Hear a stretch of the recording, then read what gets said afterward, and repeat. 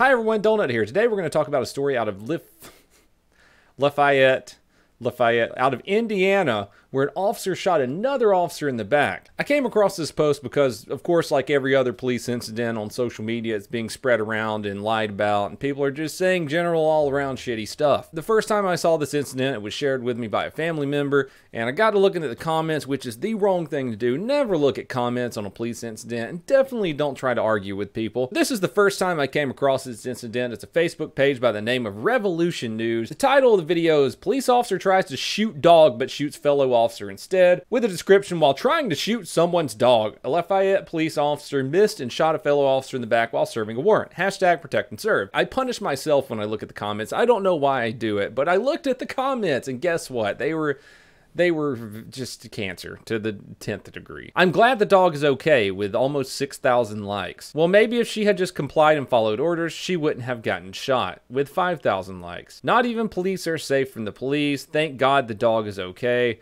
This wouldn't have happened if the dog had a gun. We don't know what happened before the video. Here's my problem with that comment right there. It is frowned upon by so many people to ask what happened before the camera started rolling. How is that not relevant? How is that becoming a fucking bad thing? Oh, and by the way, they weren't trying to shoot the dog. It was a negligent discharge, or the department ruled it as an accident. Right now, of course, the same shit right there was regurgitated all across the internet, and everyone is believing it. That video had almost 1 million views. It's the same shit we've been looking at for years on this channel. People just look at it and believe exactly what they're saying. You know, it's really disheartening seeing comments like this, especially since 7 police officers have been killed in the line of duty in 2019. The 2 female officers killed had only been on the job for a little while. They were both very, very new to policing. 22-year-old Natalie Corona was responding to a wreck when a guy walked up to her and shot her, and when she was on scene for the wreck, and then he unloaded his magazine into her. 22-year-old Shatiri Payne was also shot. She was on her way to work. She'd only been a police officer for 2 months. It really just makes me hate people seeing an accidental discharge lead to so many negative comments when there's so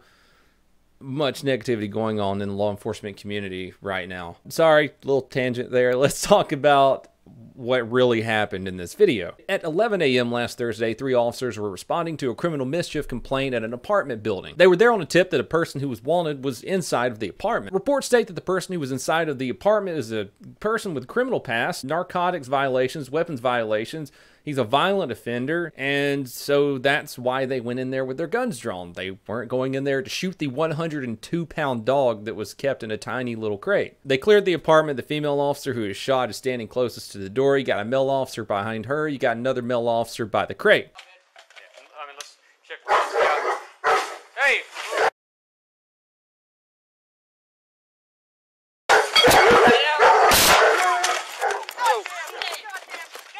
What happened?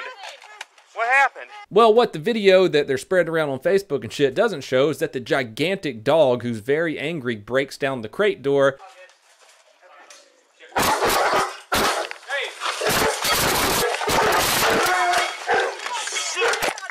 The female officer jets out the door, the secondary officer jets out the door behind her, and the officer who's closest to the crate, who tries to kick the dog back in the crate, he turns around to run, and I guess he didn't have his finger properly indexed, and he pulls the trigger. You can see the gunshot go through the door and hit the female officer in the back. Point being, they were trying to run out the door so that they didn't have to shoot the dog. So fuck you, Facebook. It definitely looked like a negligent discharge to me. The department ruled it an accident, and the female officer is in stable condition in the hospital. 2 other things that I kind of wanted to point out in this video. As you know, we backseat police sometimes on here. Not to be dicks, not to say, well, you should have done it this way, because hindsight is always 20/20, but so we can learn from other people's mistakes. When you have your gun out, practice keeping your finger on the slide, not on the trigger guard. If someone has a back injury, such as getting shot in the back, even if you think the ambulance is getting there a little bit too slow, don't move them. That bullet could be lodged in their spine, and moving them could just fuck them up even more. Another thing I want to point out is I know the adrenaline's pumping really hard right now. It's hard to think.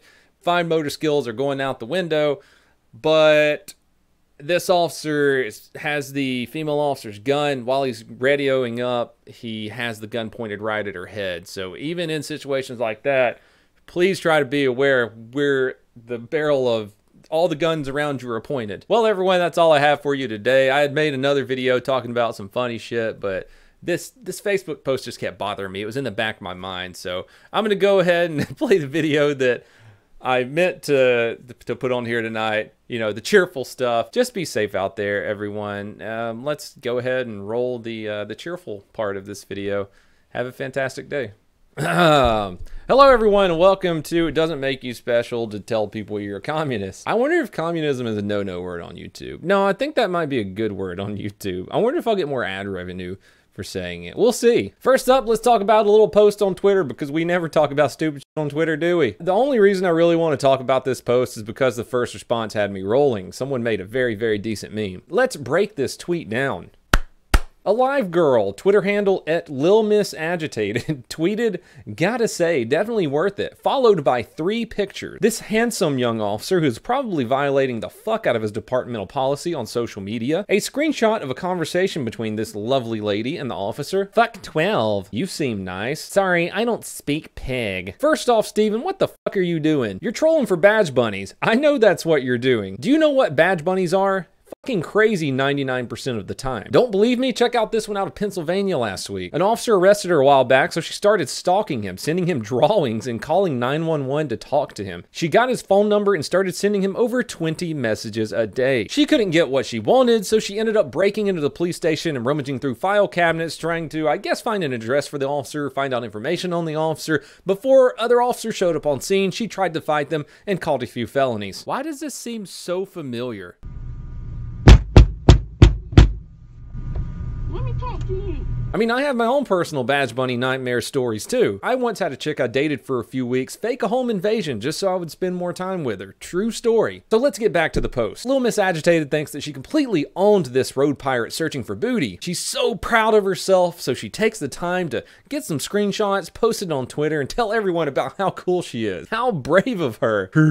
Police bad, think next. And then there's some little nail paintings and a little girl with her hand out. Some of the other top comments on here, "Well, this is nasty. Shut your clown ass up. This is edgy. Here's all that attention that you ordered. Should you have tweeted this? No, but in yellow. Definitely worth it. This is so extra, it's embarrassing. I'm glad he was able to dodge another bullet that day and get some adult interaction elsewhere. Keep that same energy when someone breaks into your house, tries to rob you, etc. Shit we don't do. That shit right there. You're the issue here. Stupid, ignorant, immature. I could eat a bowl of alphabet soup and shit out a smarter statement." The best thing about Twitter is that we get to find out who the garbage human beings are. I mean, that's absolutely true. Everyone else sees it too. She's retweeting Antifa and communist stuff, and it's a big look at me, but it's that first post is glorious. While we're talking about funny posts involving police officers, let's take a look at this one out of the City of La Crosse Police Department. This person had a boot put on their car because they owed $1,200 worth of parking fees and various other fees, and so they spray painted "victim of piracy" on the side of their car. I love when a police department has a good social media manager. They stated, "Arg!"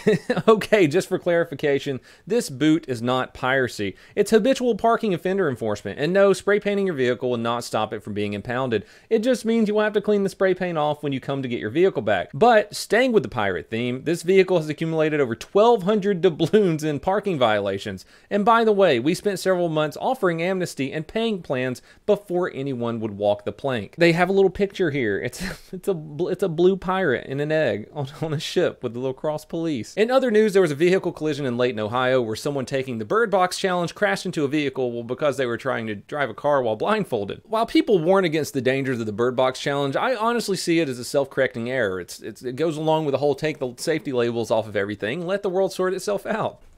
I know I say this all the time. I don't really want to overdo the Florida thing, but how can I not report on stories like this? Florida man threatens to kill his neighbor with kindness. That's the name of his machete. He named his machete Kindness. Ryan Dwayne Stewart, that's a Florida man name, was arrested over the weekend when he reportedly threatened to kill his neighbors with a machete, on which he had etched the words kindness. Anyways, he tried to kill his neighbors, and he's been charged with assault with a deadly weapon and aggravated battery of a person with a deadly weapon. That's one clever son of a bitch, I'll give him that. Again, not trying to overdo it, but Christ almighty. Man chews up patrol car seat after arrest. Guess where he's from?